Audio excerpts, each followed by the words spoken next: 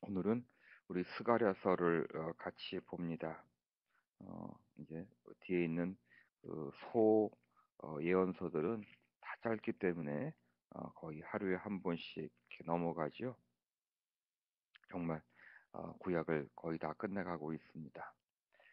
스가랴서는 어제 읽었던 우리 그 학개서와 그 테마가 무척 비슷합니다.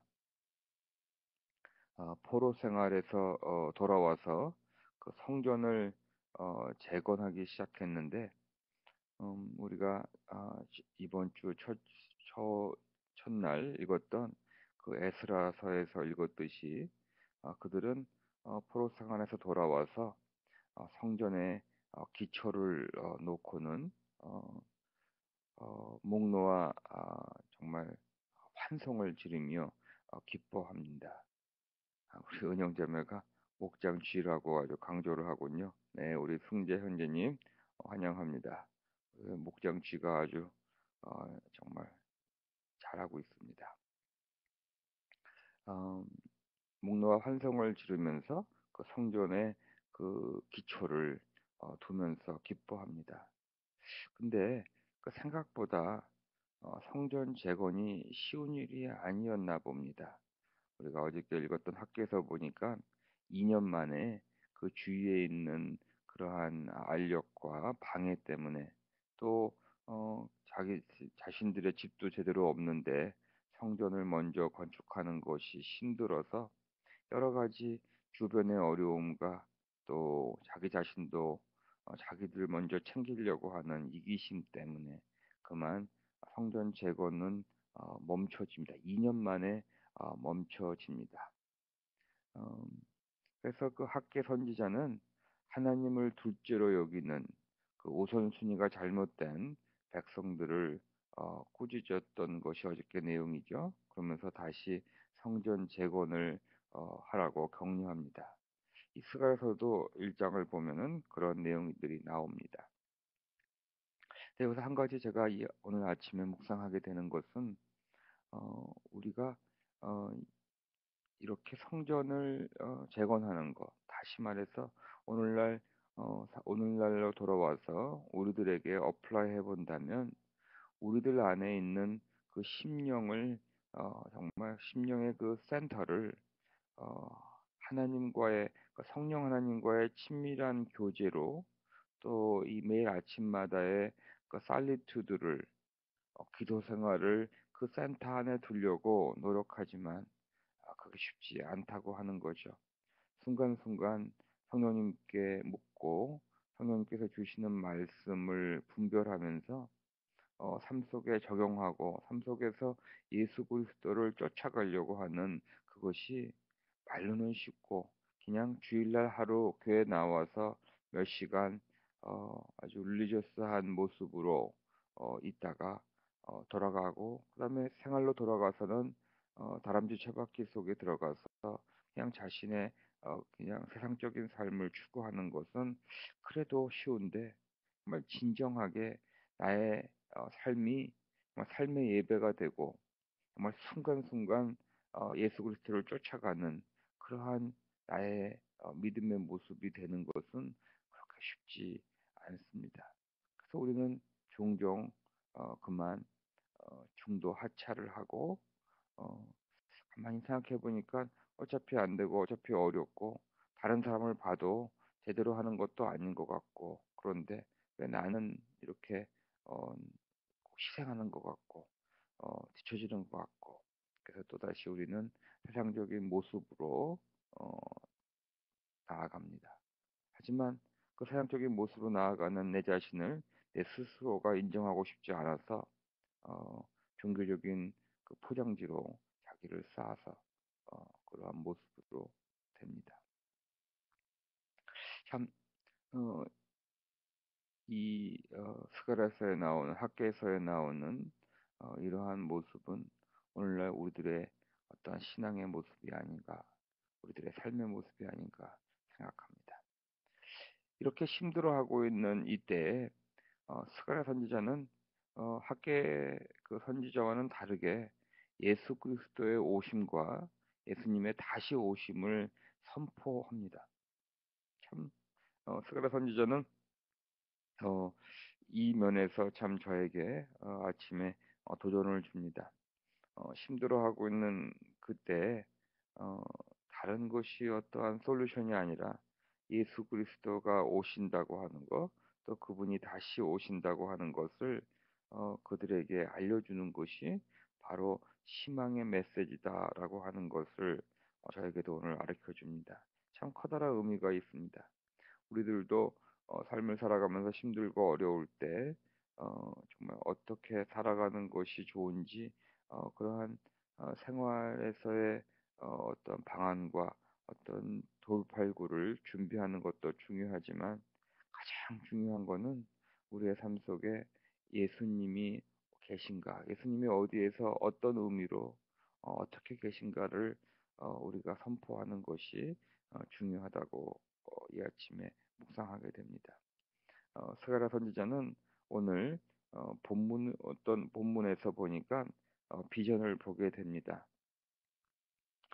측량줄을 가진 사람이 나타나서 예루살렘의 너비와 길이를 재는 그런 비전을 그는 보게 됩니다.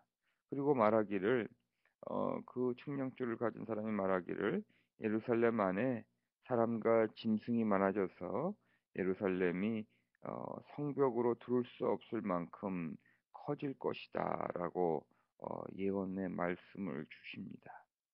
예루살렘의 너비와 길이를 재러 와서는 지금 있는 이 사이즈로는 앞으로 모여질 사람과 짐승이 그 안에 들어갈 수 없을 것이다. 예루살렘이 더 커질 것이다라고 말을 합니다.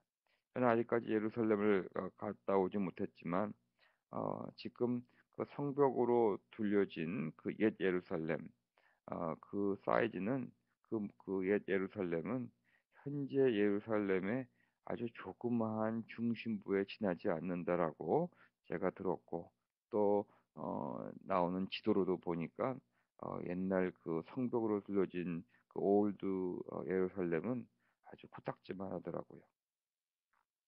그것처럼 오늘의 그 예언의 말씀이 우리들의 눈앞에서 우리 역사 속에서 이미 이루어졌다라고 하는 것을 어, 보게 됩니다.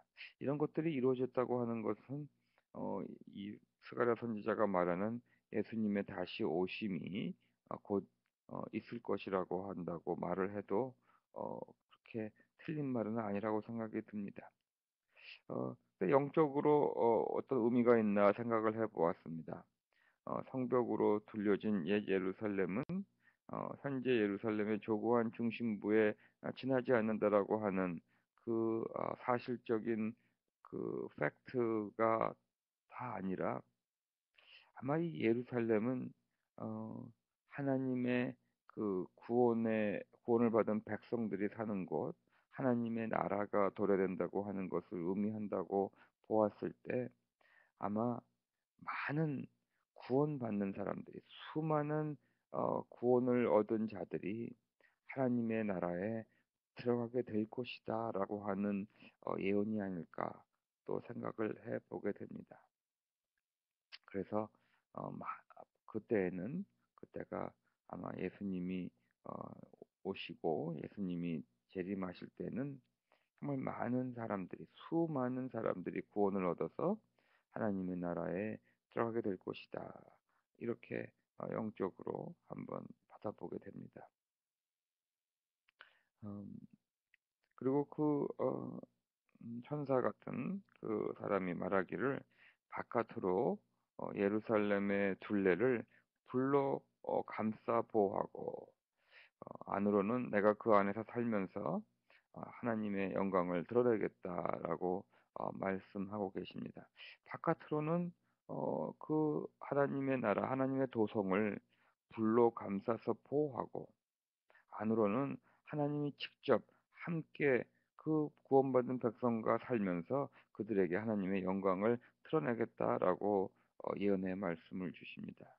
왜 불로 감싸 보호했을까라는 이 단어를 생각하면서 우리 아담과 하와를 그 동산에서 내쫓으시고 그 동산을 불로 이렇게 보호하였던, 감싸 보호하였던 그 성경 구절이 기억이 났습니다.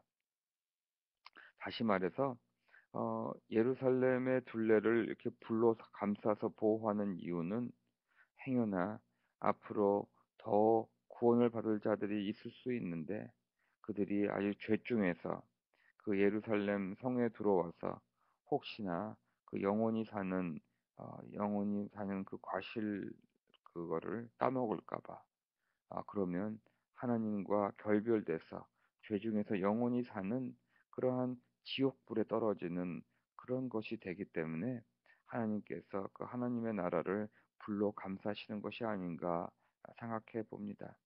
우리들은 종종 하나님이 무서운 하나님으로 보이고 이렇게까지 하실 수 있을까 생각이 들지만, 그렇게 하는 이유는 행여나 아직까지 구원받지 않는 자들이 영원히 사는, 그래서 정말 지옥에 떨어지는, 그래서 그곳에서 이를 갈면서 영원히 죽지도 못하고 불쌍히 사는 것을 하나님께서 원치 않으신다고 하는 것을 아마 오늘 성경 본문이 우리에게 말씀하여 주시는 것 같습니다.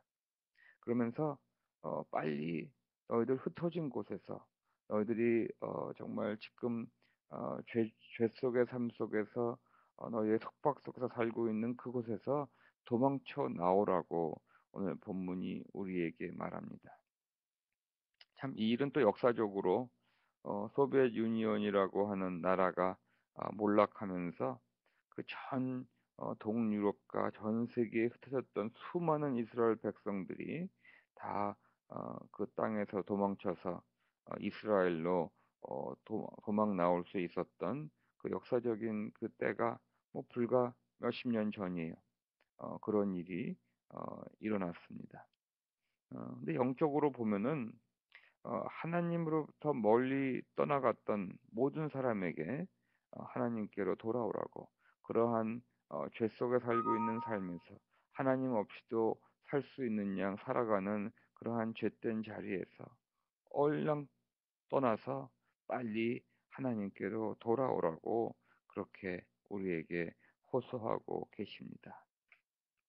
오늘 3장의 말씀을 보면은, 그러면 그렇게 되면 너희들이 나에게 돌아오면 너에게 더러운 옷을 벗기어서 새 옷을, 거룩한 예식에 입는 옷을 입혀 주겠다라고 말씀하십니다.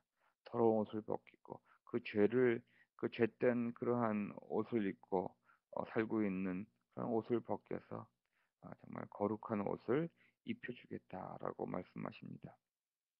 아마 이것은 예수님의 십자가의 보혈을 통하여서 그 죄의 씻김을 허락하여 주신 그것을 의미하지 않나 생각합니다. 우리에게 보혈의 옷을 입혀주겠다.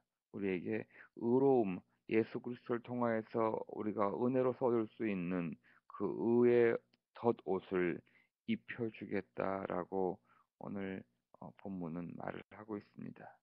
뿐만이 아니라 우리에게 깨끗한 관을 머리에 씌워주겠다라고 말씀하고 계십니다. 이게 무슨 의미일까요? 우리의 죄를 용서해 주시고 예수 그리스도의 그 은혜로 허락하여 주신 그 의의 덧옷을 입혀 주실 뿐만 아니라 우리에게 우리의 머리 위에 깨끗한 관을 씌워주겠다라고 하는 의미가 무엇일까 생각해 봤더니, 이 관은 어, 하나님 자녀의 권세라고 저는 이 아침에 묵상하게 됩니다.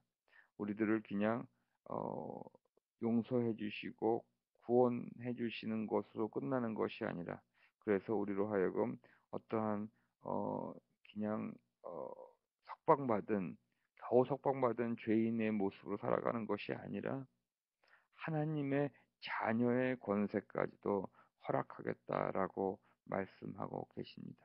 오늘 우리들은 또 아침 이렇게 기도하고 또 이 세상을 향하여 나아가갑니다.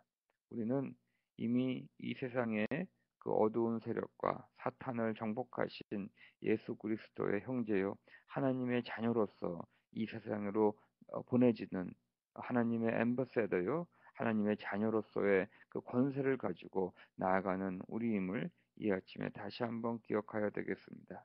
그래서 눌려 사는 것이 아니라 이 어두운 영들이 우리를 누르고 다시 우리로 하여금 마치 하나님 예수 그리스도가 부활하지 않은 것 같이 우리들을 미혹하려고 하지만, 우리들은 이 머리 위에 하나님께서 주신 이 자녀의 권세에 이 머리에 관을 쓰고 하나님의 그 자녀의 그 권세를 클레임하며 나아가는 하루가 되어야 될 것입니다. 이 구원의 역사를 위하여서 우리 8절 선장의 8절 말씀을 보니까 새싹이라고 부르는 나의 종 예수 그리스도를 우리에게 보내주시겠다라고 예언을 하고 계시고, 그 예수 그리스도는 우리들의 코너스톤, 그 코너스톤이 되시는 예수님께서 우리에게 오셔서 그가 이 땅의 죄를 단번에 십자가의 몸을 바침으로 없애주시겠다라고 하는 그러한 예언의 말씀을 3장에서 하고 있습니다. 여러분들, 이미 예수님은 우리를 대신하여서 우리의 모든 죄를 대신 지시고 십자가에서 죽으셨고 우리에게 구원을 주셨습니다. 그 은혜로 하나님께서는 우리에게 하나님의 자녀가 되는 권세를 주셨음을 이 아침에 선포합니다. 혹시나 여기에 어, 감기 때문에, 또 세상의 바쁜 일정 때문에, 또 힘들고 또 영적으로 눌려 있다면 오늘 이 아침 기도할 때 예수의 이름으로 선포하시기를 바랍니다. 나는 구원받은 자요. 나의 모든 죄는 예수 그리스도의 십자가 보혈로 깨끗이 씻김을 받은 그러한 구원받은 자요. 하나님께서 은혜로 나에게 하나님의 자녀의 권세를 주셨다라고 하는 것을 이 아침에 선포하며 나아가시는 여러분이 되기를 바랍니다. 기도 중에 하나님께서 나의 사랑하는 아들과 딸아, 내가 너를 사랑한다. 내가 너에게 새 힘을 준다. 내가 너와 함께하겠다. 오늘도 나와 손을 붙잡고 나아가자. 담대히 나아가서 모든 힘듦과 어려움을 뚫고 이 세상에서 빛과 소금의 역할을 같이 하자꾸나 하시는 음성을 듣는 여러분이 되시기를 축복합니다.